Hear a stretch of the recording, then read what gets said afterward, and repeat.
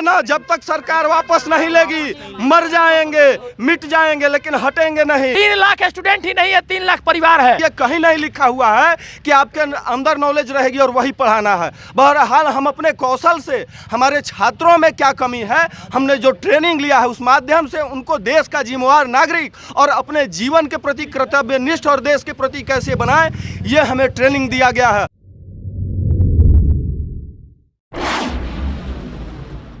नमस्कार, आप देख रहे हैं कशिश न्यूज। मैं हूं अंकिता सिंह। कैबिनेट की मोहर लगने के साथ ही सभी, चाहे वो नियोजित शिक्षक हो या फिर 7वें चरण के शिक्षक अभ्यर्थी, सभी आंदोलन पर उतर आए हैं। और आज पटना के गर्दनीबाग धरना स्थल पर देखिए हजारों की तादाद में अभ्यर्थी आ पहुंचे। हम इनसे बात करते हैं कि आखिर मुद्दा कि आज गर्दनीबाग में अनिश्चितकालीन आप लोग बैठ गए हैं। जी, आज जो आंदोलन हो रही है, सरकार की काला कानून जो है उस कानून को वापस करने के लिए आंदोलन किया जा रहा है। आज बिहार के अंदर रहने वाले तमाम विद्यार्थी जो सड़क पर आ गए हैं, जो पहले इंतजार कर रहे थे नियुक्ति पत्र का, अब काला कानून जो दिया है, अब प्रवेश पत्र का दे रहा है सरकार एक फरमान, जिसका हम लोग प्रचुर मात्रा में विरोध करते हैं। और साथ साथ माननीय मुख्यमंत्री जी को चेयर से भी उतारने का हम लोग पुरजोर तरीके से कोशिश करेंगे। अगर हम लोग को नियुक्ति पत्र हाथ में नहीं दिए तो आपको यह ध्यान होगा, कुर्नी विधानसभा और गोपालगंज के बारे में आपको पता होगा, ये वही विद्यार्थी हैं कि आने वाला समय में आपको दिखा देंगे 3 लाख स्टूडेंट ही नहीं है, 3 लाख परिवार है। उस 3 लाख परिवार में 3 लाख समाज के अंदर रहने वाले लोगों के प्रति एक अलग ही जागरूक स्वरूप पैदा होगी। आपको बता देते हैं माननीय मुख्यमंत्री जी, जो लोग अभी इंतजार कर रहे थे नियुक्ति पत्र का, उनसे कम से कम एग्जामिनेशन मत लीजिए। आप देख सकते हैं तमाम बड़े बड़े भाई लोग जो बैठे हैं, जिनकी उम्र 55 साल से ऊपर हो गई है, उनको भी बीपीएससी का एग्जाम देना पड़ेगा। मैं पूछना चाहता हूं सरकार के उस मूल मंत्र से, आखिर कौन सा ऐसा एजेंडा है कि विधायक के चुनाव में कोई प्रकार का कैरेक्टर सर्टिफिकेट लागू नहीं होता है और कोई प्रकार का एजुकेशन का क्रेडिबिलिटी लागू नहीं होता है? ये क्यों, किस लिए तानाशाही लागू की है 7वें चरण के ऊपर? आखिर 7वें चरण के बच्चे से उनको क्या द्वेष है?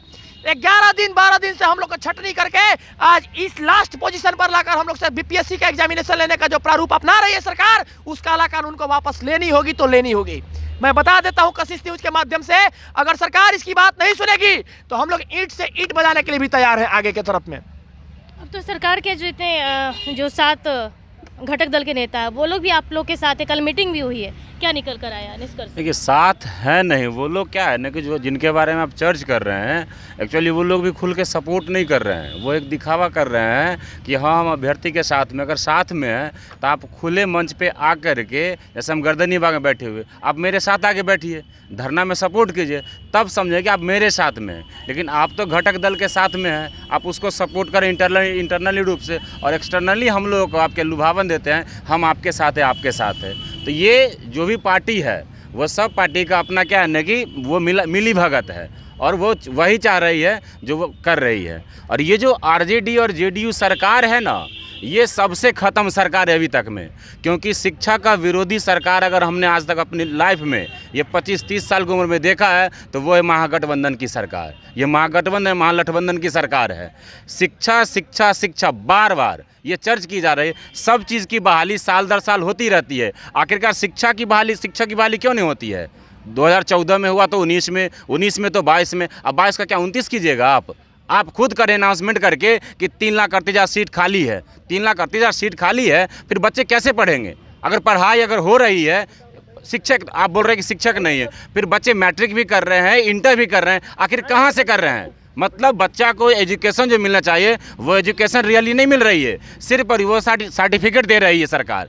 तो ये तमाशा बंद करे। अगर उनको शिक्षा से मतलब नहीं है तो शिक्षा व्यवस्था को बंद कर दे, वो लोगों को अगर शिक्षित नहीं करना चाहते। देखिए, शिक्षक और शिक्षा का जो मूल सिद्धांत है, अभी आज के परिवेश में क्या देखा जा रहा है, बहुत ही करप्ट और असंवैधानिक, और शिक्षा का और सोचने की शक्ति है, इसका अभाव सरकार में दिख रहा है। शिक्षा के मूल सिद्धांत को सरकार नहीं समझ पा रही है। अभी अभी माननीय शिक्षा मंत्री चंद्रशेखर जी जिस तरह का हास्यास्पद बयान देते हैं कि शिक्षक, आप लोग शिक्षक हैं, पढ़ाना आप लोग का काम है, तो परीक्षा देने में क्या दिक्कत है?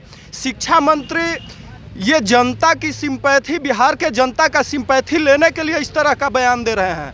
शिक्षा के मूल सिद्धांत से भटक करके ये बयान दे रहे हैं।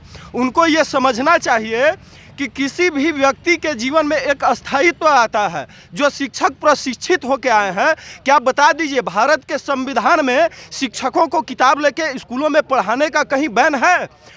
बहरहाल जितनी भी आयोग बनाई गई हैं, हम लोगों को प्रशिक्षण दिया गया है कि आप पाठ्यक्रम को और पाठ्य पुस्तक को किस तरह प्रस्तुत करेंगे। शिक्षक पाठ्यक्रम और पाठ्य पुस्तक में संशोधन करने का, प्रयोग करने का एक माध्यम होता है। यही शिक्षक उस पाठ्यक्रम को आगे भी बढ़ाता है। परीक्षा का अर्हता एक बार लिया जाता है। हम पास होकर के हम ये सोच बैठे थे कि नहीं, अब हम वेल ट्रेंड हैं, हमने अपने एजुकेशन को, प्रेजेंस ऑफ माइंड को, हर एक कौशल को 4 साल पहले आज से सरकार के सामने रख दिया था और पास होकर के आ गए थे। अब हमको अपने कौशल के माध्यम से अपने छात्रों पे प्रयोग करना था, जो कि आज सरकार हम ही लोग पे फिर से दोबारा प्रयोग के माध्यम से हम लोगों को उस एग्जाम में धकेलने का काम कर रही है। आखिर कितनी बार? अभी पप्पू यादव जी बयान दिए थे कि बताइए क्या यूपीएससी से पास जो आईएएस आईपीएस आता है, परीक्षा लीजिएगा, पास होगा? नहीं पास होगा। तो शिक्षा मंत्री जी का उन्हीं के आलोक में आया था कि एक नेता कह रहे हैं लेकिन शिक्षकों का पढ़ाना काम है।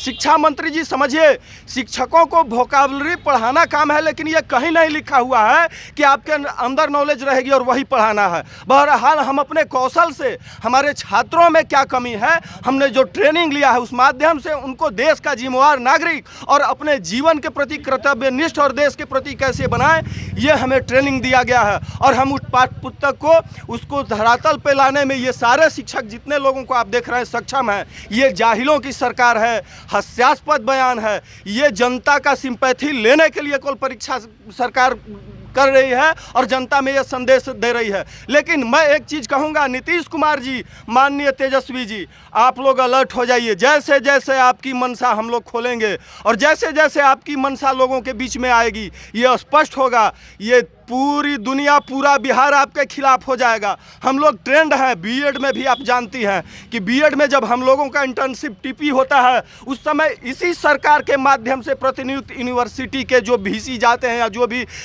वहाँ क्या कहते हैं, जो भी वहाँ प्रतिनिधि भेजे जाते हैं, हम लोगों का ब्लैक बोर्ड पे बच्चों के सामने, 50 बच्चों के सामने स्किल देखा जाता है, इंटरव्यू लिया जाता है। शर्म नहीं आती है इनको? यही कौशल था कि पहले बीएड के आधार पे ही, यही इसी परीक्षा के आधार पे बहाली होती थी। दोबारा एनसीटी के नॉर्म्स के अनुसार सीटीईटी, बीटीईटी, एसटीईटी लाया गया और शिक्षक पास हुए। और संविधान के 16वें अनुच्छेद का खंडन करती है ये सरकार। एसटीईटी में आप मामला देख लीजिए, ये सारे शिक्षक हैं और नियमावली। आप लोग कब तक इस चिलचिलाती धूप में रहेंगे? अनिश्चितकालीन जब तक मर जाए ना, जब तक सरकार वापस नहीं लेगी, मर जाएंगे, मिट जाएंगे, लेकिन हटेंगे नहीं। आप जानती है, कहावत है, मुखिया मुख से चाहिए खान पान को एक। तो हमारे मुखिया अगर गलत हो गए हैं, गलत कर रहे हैं, तो उनको उसी तरीके से, अगर मुखिया के माध्यम से पूरा शरीर, मुख के माध्यम से अगर मुख नहीं खाता है, पूरा शरीर तपता है और मर जाता है, तो अगर नीतीश कुमार गलत कर रहे हैं तो उसी रास्ते से इनको गद्दी से उठा के फेंकने का काम करेगी ये जनता। ये महिलाएं देख लीजिए, ये लोग देख लीजिए, जो आक्रोश साफ तौर पर देखने को मिल रहा है इन स्टूडेंट्स का, जो अभ्यर्थी हैं इन लोगों का। क्योंकि जिस तरह से परीक्षा की बात कह करके ये लोग निश्चिंत है कि नियुक्ति पत्र इन लोग के हाथों में मिल जाएगी, लेकिन कैबिनेट की मुहर जैसे ही लगी, फिर से परीक्षा की बातें सामने निकल करके आई। और इन अभ्यर्थियों को एक ही चीज़ से समस्या, वो है परीक्षा से। परीक्षा वाला जो काला कानून जिसका नाम ये लोग दे रहे हैं, कह रहे हैं कि बस ये वापस ले लें, उसके बाद इन लोगों को कहीं से कोई समस्या नहीं, जिसको लेकर के आज पटना के गर्दनीबाग धरनास्थल पर अनिश्चितकालीन बैठ चुके हैं। अब आगे देखना होगा कि जो सरकार की ओर से क्या कुछ निकल कर सामने आता है, लेकिन तत्काल जो ये अभ्यर्थी हैं रुकने का नाम नहीं ले रहे। फिलहाल इतना ही। बने रहे कशिश के साथ, पटना संकेत की रिपोर्ट।